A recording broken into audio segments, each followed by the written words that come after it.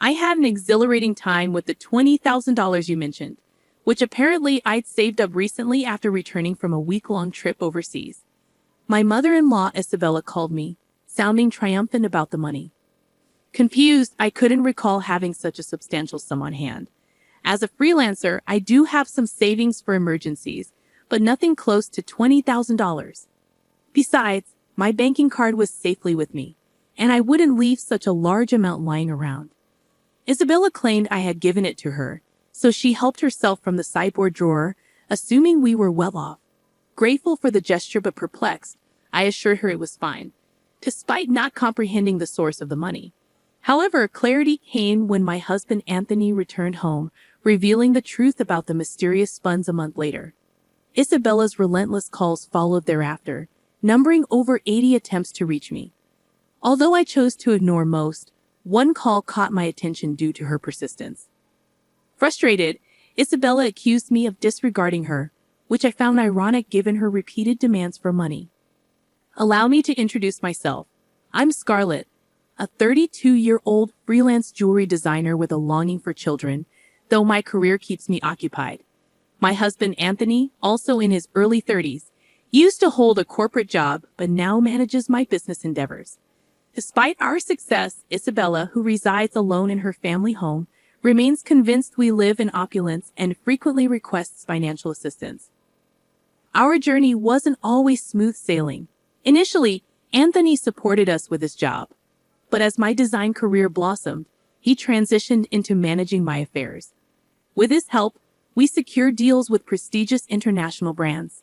However, Isabella fails to grasp the intricacies of our work, mistaking our business engagements for leisurely indulgences.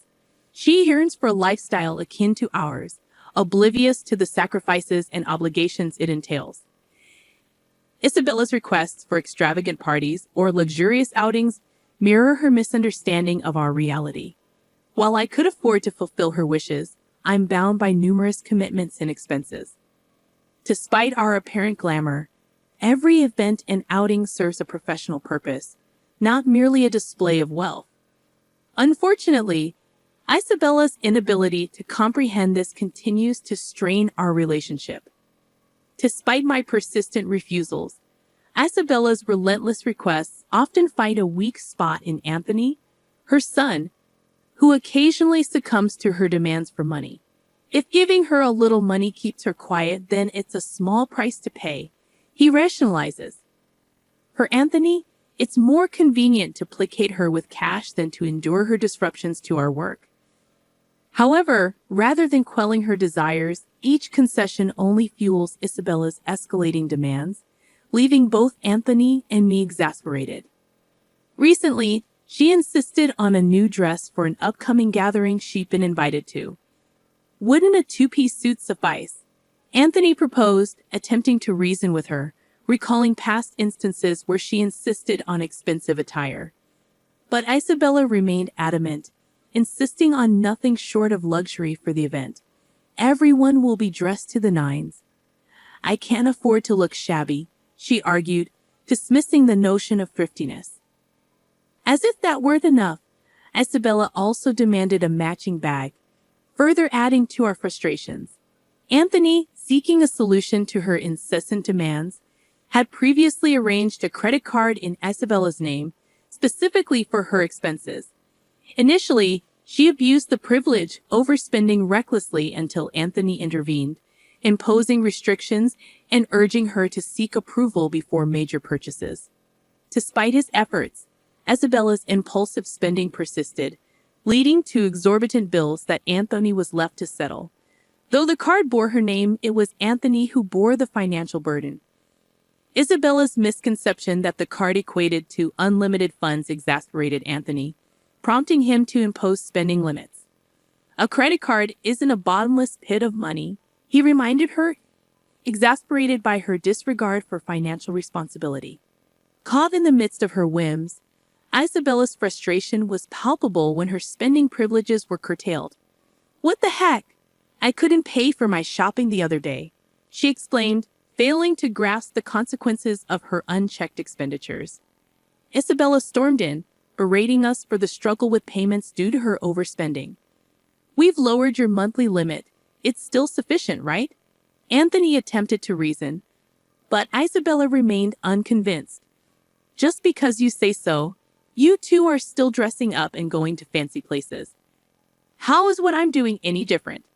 She retorted bitterly, failing to discern the disparity between our professional engagements and her extravagant desires. Despite imposing restrictions on her credit card, Isabella's discontent persisted, occasionally venting her grievances to Anthony during her visits.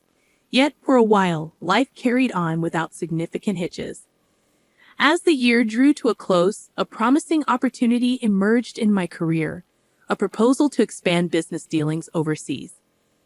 Excited by the prospect, I saw it as a chance to elevate my status as a designer. However, amid the anticipation of this new venture, concerns arose about Isabella's reaction. Given her past behavior, the possibility of her wanting to accompany us seemed plausible. We broached the subject delicately with her, but Isabella remained skeptical, accusing us of planning to live lavishly abroad without her. Exhausted by the circular argument, we conceded that she couldn't join us permanently. Instead, we offered to fund a week-long trip for her, hoping to appease her desire for luxury. Isabella accepted with mixed emotions, but the tranquility was short-lived. Days later, as Anthony busied himself with arrangements for our overseas move, Isabella returned, requesting funds for shopping during her trip. "What about the card Anthony gave you?" I reminded her, weary of the ongoing cycle of demands. I inquired, aware of the existence of a card she was meant to use. "That's the thing," Isabella confessed. "Anthony finally took it away from me the other day. It appeared she had been reprimanded for overspending and had the card confiscated. I speculated that Anthony might have been concerned about potential misuse, particularly with fluctuating currency rates overseas. However, I didn't have that kind of money readily available either. I can't give you money without Anthony's approval. Can you ask him?" I suggested. Isabella dismissed the idea, insisting it was futile. "That's why I'm asking you," she retorted, raising her voice as she left, leaving me perplexed. As New Year's approached, Isabella embarked on a 7-day trip abroad. Assuming Anthony had somehow managed the finances, I awaited her return. However, upon her arrival, Isabella revealed an astonishing revelation. On the day of her return, my mobile phone rang. "I'm back. It was so much fun," Isabella exclaimed enthusiastically, recounting her adventures without prompting. "And I may have gone overboard with souvenirs. Couldn't fit them in my suitcase, so I had them shipped from there. Can't wait for them to arrive," she exclaimed. Perplexed, I responded, feeling a sense of annoyance creeping in. "Thanks to the money you saved up, I had a blast," she continued, referring to the mysterious funds. Confused, I reiterated, "Saved up money? What are you talking about?" I had no recollection of such funds. While I did have savings for business emergencies in my bank account, Isabella couldn't have withdrawn cash from it. Isabella persisted, claiming she found the money in the sideboard drawer of our house. $20,000, she clarified, leaving me baffled at the notion of such a large sum stored at home, especially without my knowledge. I addressed Isabella sternly. "I'm not sure what money you're talking about, but if you took it from our house without permission, that's theft, even if you're family. Do you understand?" Her response was unsettlingly nonchalant. "That's why I'm telling you now that I used it," she replied, unabashedly, justifying her actions with a post-factum report. Frowning, I emphasized the severity of the situation. "I have no idea about this money, but if you took it and used it without saying anything, it's a crime. And if it was something Anthony had set aside for an important deal, it's even more serious." Recalling the absence of any disruptions in our business dealings or payments during Isabella's trip, I couldn't fathom the motive behind her actions. Isabella's entitled reasoning only exacerbated the situation. "You two live so extravagantly, so why can't I have a little of that? Think of it as doing a favor for your parent. It's not a big deal, right?" she asserted, oblivious to the gravity of her actions. I sighed, deeply troubled by her lack of remorse. I'll ask Anthony about the money when he gets back, I replied, still perplexed by the whole ordeal. Isabella's response only reinforced her detachment from reality. Anthony will understand. After all, I'm his only mother, and 20K isn't much to him, she remarked dismissively before ending the call, leaving me dumbfounded. Later that night, Anthony returned home with a troubled expression. He revealed that he had withdrawn the money from his bank account 10 days prior, intending to use it for an urgent payment. Shocked, I realized the money I had found in the drawer was the same sum Isabella had mentioned. It can't be that you, Anthony began, his suspicions evident. But before he could finish, my heart sank as I recalled Isabella's call earlier that day. No, today Isabella called, saying thanks for the 20K. Had a blast, I confessed, dreading the repercussions of her actions. I struggled to comprehend what my mother-in-law had done. So it was Anthony's money after all, but what was such a large amount meant for? Hey, if it wasn't for a business payment, we've been doing bank transfers for a long time, right? Why cash all of a sudden? I questioned, still puzzled by the situation. Realizing it was Anthony's money but still lacking clarity, I turned to him for answers. So Mom took it without saying. Then it's her fault, I suggested, seeking confirmation. Anthony began to explain the circumstances behind the large sum left at home. After limiting Isabella's credit card amount due to her secretive borrowing, which included consumer finance and credit cards she had opened behind our backs, Anthony decided to repay her debts discreetly. Although if I gave her cash, she'd spend it herself, so I planned to pay the institutions directly, Anthony elaborated. Concerned about maintaining trust with our business partners, and for bookkeeping purposes, he opted for cash payments to avoid leaving a trail in our bank accounts. Supporting Isabella's overseas trip was akin to a parting gift, as we wouldn't be able to provide for her as before after relocating abroad. Understanding the situation, I realized the purpose behind the large sum of money. But what would become of Isabella now? Debt collection notices and payment demands will probably start coming soon. But since she spent it herself, there's nothing we can do, Anthony stated matter-of-factly. As we prepared for the move, Isabella's incessant calls to my mobile phone persisted. Despite Anthony's advice to ignore her, the frequency of the calls made it impossible to disregard. When I counted, there were as many as 80 missed calls from Isabella, almost every day. It was enough to raise concern. Just as I pondered over it, my phone rang again. Hesitant, I missed the call, but it didn't take long for it to ring once more, prompting me to answer. Why aren't you answering my calls? I've called so many times. Isabella's voice quivered, sounding almost on the brink of tears. I'm sorry, I've been busy with moving preparations. What's wrong? I attempted to soothe her, urging her to share her troubles. It's not just what's wrong. They're asking for money, payments almost every day. It's too much, Isabella lamented. Concerned, I inquired if she had contacted Anthony. He seems to be blocking my calls. I can't get through to him at all. Scarlett, you're my only hope now. Please help me, she pleaded, catching me off guard. I was taken aback by the realization that Anthony had taken such drastic measures with his own mother.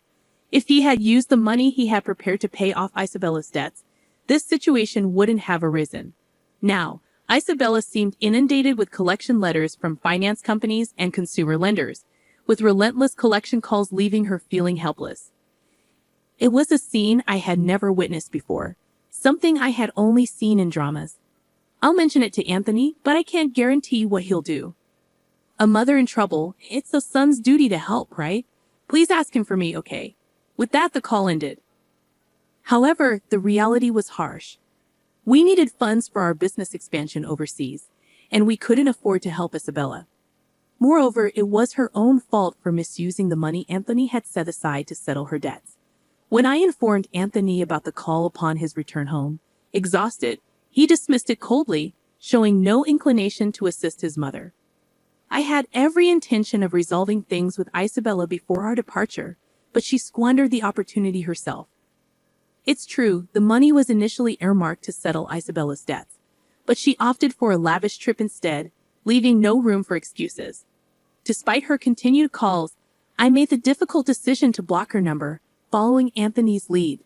Though I wished I could aid her, if Anthony chose to ignore her, there was little I could do as his mother. Meanwhile, the day of our move overseas loomed closer, demanding my attention for packing. Surveying the still cluttered room, I reflected on Isabella's recent actions.